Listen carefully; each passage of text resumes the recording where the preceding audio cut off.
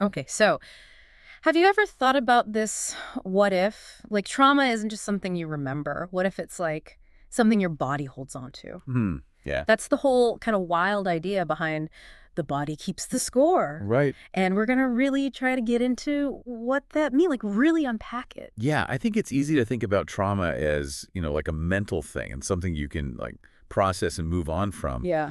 But the reality is so much more uh, intricate, I guess. Trauma embeds itself in our like very being. Yeah. It shapes not just how we think, but also how we experience the world, like physically. It's not just in our heads, right? Right. And the book, it just throws you right into the story of Tom, who's a Vietnam vet. Yeah. Imagine like coming home from war, trying to pick up the pieces, but like the war is still going on inside you. Right. Nightmares, flashbacks, Yeah. that feeling of always being like on edge. Yeah. Tom's dealing with all of it. And I think what's particularly poignant about Tom's story is this profound numbness he describes. It's as if like a vital part of him has just gone offline. Right. He's struggling to connect with his own emotions, Yeah. his wife, even his children. And this is a tragically common response to trauma, actually. It's heartbreaking. Like you can just tell, how much he wants to like be present, be a good husband and father, but Right. the trauma, it's like this invisible barrier. Yeah, totally. Right. He even starts isolating himself because he's like afraid of hurting the people he loves. Yeah. And this is where those, kind of dangerous coping mechanisms often come into play. Think about it. The human spirit like craves feeling alive, Yeah. and when trauma throws this like wet blanket over everything, Yeah. some people they'll reach for anything that allows them to feel something. Right. Even if it's risky, or even if it ultimately, leads them back to that dark place. It's like that vicious cycle. Totally, yeah. And what really got me was that back then, in Tom's time, there was hardly any research or support for veterans. Right. Guys who are grappling with these invisible wounds. Yeah. Can you imagine, like, going through something so horrific Right. and then coming home and nobody really gets it? It speaks to a larger, societal discomfort with acknowledging trauma, especially when it hits close to home, right? It's easier to view it as something that happens to other people in other places. Yeah. But the body keeps the score, challenges this very notion. And that's what we're going to really dig into today, how this book flips the script on how we even understand and treat trauma, Right. starting with the brain. Yeah. Because if trauma can, like, rewire our neural pathways, then simply talking about it, that might not be enough. Absolutely. The body keeps the score. It delves into the intricacies of the brain, specifically how traumatic experiences, especially in childhood, Yeah. can really impact its development. Wow. And the book, it highlights this idea of the emotional brain, which kind of takes over during a traumatic event. Imagine it like this. Yeah. You encounter a threat, right? Yeah. And suddenly your rational mind, it takes a back seat. Yeah. It's all about survival at that point, fight, flight, or freeze. So it's like our primal instincts kind of take the wheel, Exactly. and the thinking part of our brain is just temporarily offline. Yeah. But what's interesting is that those really intense emotions, that like visceral experience, Yeah. that doesn't just go away when the danger's gone. Exactly, yeah. This is where things get, really interesting. The body keeps the score. Explains how these unprocessed emotions, right, Yeah. almost get trapped in the body.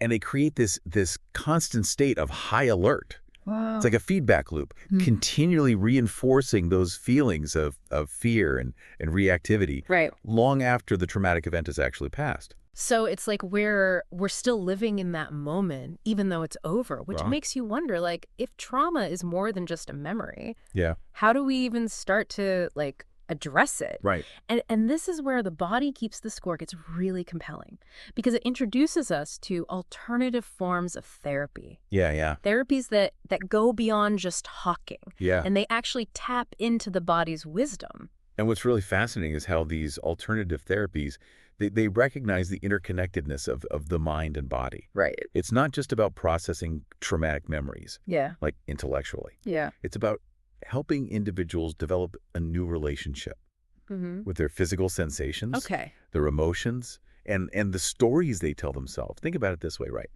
Imagine your brain, it's like a house. Okay. When we experience trauma, it's like certain rooms in that house, they become sealed off. They hold those painful memories and sensations like captive. Okay. Traditional talk therapy might help us understand like the layout of the house, Right. But these alternative approaches, they hand us the keys to, unlock those rooms and reclaim the entire space. So it's like we need to work on a deeper level, right? Yeah, totally. Not just understanding the trauma intellectually, but actually rewiring those responses in our bodies. Yeah, that's a really good way to put it. I'm curious, what are some of these alternative therapies that the body keeps the score talks about? Well, one of the, most intriguing ones is eye movement desensitization and reprocessing, or EMDR. EMDR. Yeah, it might sound a little What do unconventional. you say? It involves using rhythmic eye movements while recalling traumatic memories. Rhythmic eye movements, how does that even work? It's thought to help process and integrate those fragmented memories and sensations that can get stuck after a traumatic experience. The book also highlights neurofeedback, which is like training for your brain waves.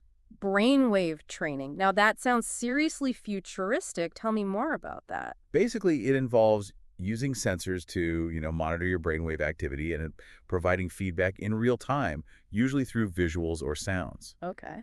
This helps you learn to consciously regulate your brainwave patterns, which can be incredibly helpful for managing anxiety, improving focus, and even addressing sleep disturbances often associated with trauma. Wow. So we're talking about actually retraining those deep-seated patterns in the brain. Yeah, it's pretty powerful. That's incredible. But the body keeps the score. It doesn't stop there, does it? It also explores some surprisingly simple yet powerful practices like yoga and theater. Yeah. What's fascinating is how these practices, often perceived as purely recreational, they can be incredibly therapeutic for trauma survivors.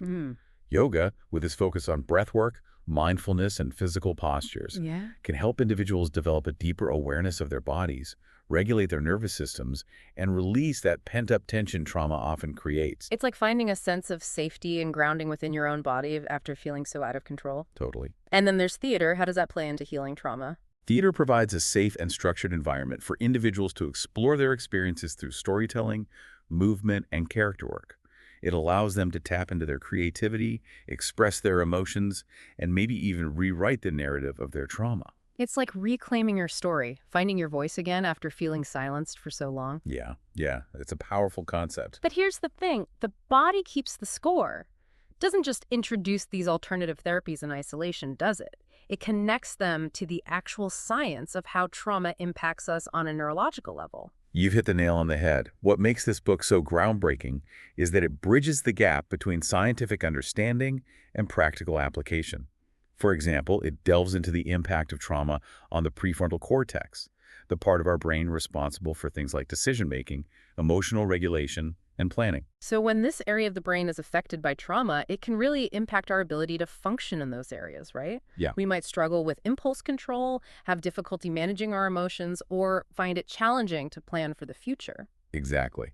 And the book explains how these alternative therapies, like EMDR and neurofeedback, can actually help strengthen and rewire those neural pathways in the prefrontal cortex, leading to more effective emotional regulation and greater resilience in the face of challenges. This is where it gets really interesting for me. The book mentions a study with Vietnam veterans and Rorschach ink blots, those abstract images where you say what you see. Apparently, many of them saw images of violence and war in those random shapes, even decades after the war. That study is incredibly revealing, because it highlights how trauma can actually shape our perception.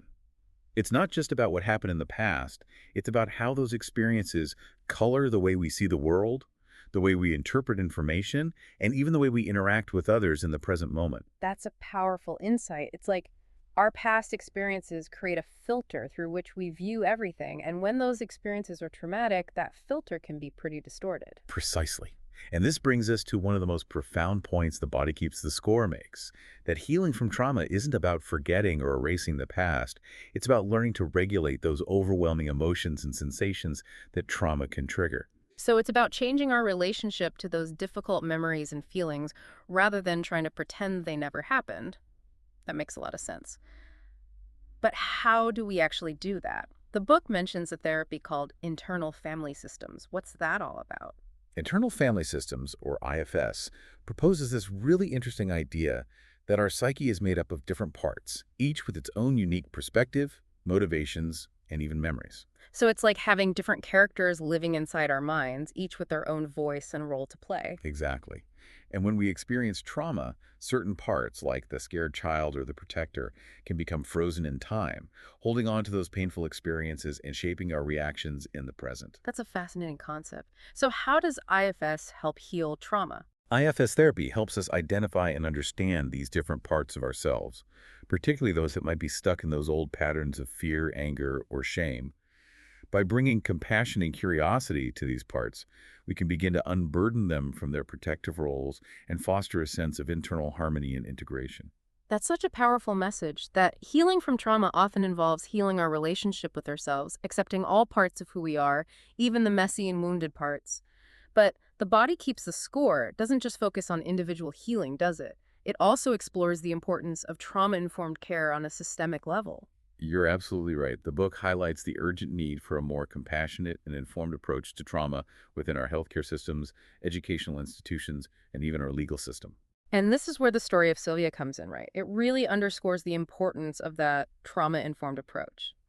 Sylvia was a young woman being treated for depression in a psychiatric ward, but the methods they used, particularly force-feeding, ended up mirroring a past trauma for her. Sylvia's experience tragically demonstrates how even well-intentioned interventions can be re-traumatizing if they don't take a person's trauma history into account. It's a stark reminder that trauma can manifest in a myriad of ways, and what might seem helpful or even benign to one person could actually be incredibly triggering for another. That's why it's so crucial for healthcare providers, educators, law enforcement, anyone working with people to have at least a basic understanding of trauma and its potential impact.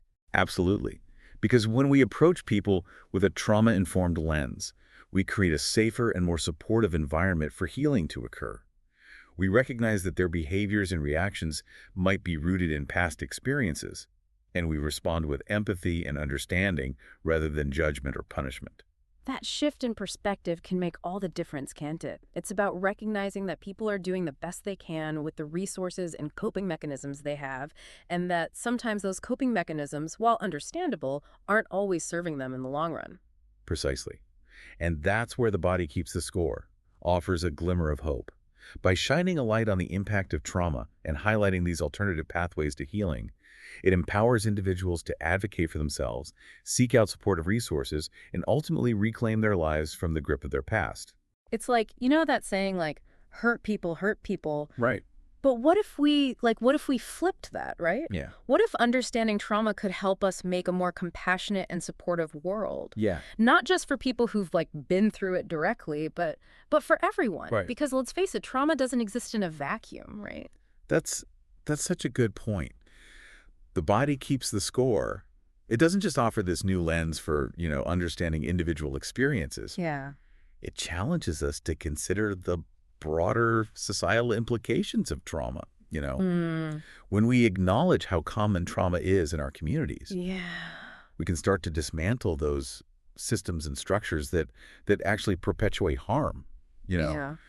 and create a more just and equitable world for everyone. It's like shifting from a blame and shame kind of mentality to one of understanding and support, right? Totally. Because when we understand that challenging behaviors are often a manifestation of underlying pain or unmet needs, Right. we can respond with more empathy and compassion. Absolutely. And this is where the body keeps the score. It kind of circles back to this idea of healing, right? Right. It's not just about addressing individual wounds. Right. It's about creating a culture of healing that ripples outward, transforming our relationships, our communities, and ultimately the world we live in. And that brings us to one of the most hopeful parts of the book, the idea that healing from trauma isn't just possible, it can be transformative. Right. The Body Keeps the Score ends with this truly inspiring example, this program called Trauma Drama. Tell us about that. Trauma drama uses theater as a tool for empowering traumatized youth. Imagine this. Young people who've been through like incredibly difficult experiences, Yeah. finding their voices, expressing their emotions, and reclaiming their stories through like the power of performance. It's incredibly moving. It sounds like it provides them with a safe and structured space to, process those experiences and connect with other people who understand what they're going through. That Yeah. sense of community and shared understanding that can be so powerful. Absolutely. And what's remarkable about trauma drama is that it doesn't just focus on the individual healing process. Right. It recognizes the importance of collective healing as well. Right. Like creating a community where these young people feel seen and heard and supported. Yeah. It helps to break down those feelings of isolation and shame Hmm. that so often accompany trauma. It's like they're rewriting their narratives, Yeah. not just as individuals, but as like a collective. Yeah, that's a great point. And they're saying, like, look, this happened to me, but it doesn't define me. I'm not alone, and I'm going to use my voice and my story to make a difference. Exactly, and that's ultimately what the body keeps the score challenges all of us to do. Hmm. To recognize those profound ways that trauma shapes us, Yeah. to seek out healing and connection, Yeah. and to create a world where everyone has that opportunity to thrive. Yeah. No matter what experiences they've been through. It's about creating a world where everyone feels safe enough to heal and to thrive. So as we kind of wrap up this deep dive into the body keeps the score, Yeah. the question that I'm left with, and I hope you are too listening, is this. If our bodies hold on to trauma, could they also hold the key to like unlocking its grip? What if healing could be found not just in words, but also in movement, touch, creative expression? And what would it take for you to explore those possibilities within yourself and maybe even become a catalyst for healing in the world around you?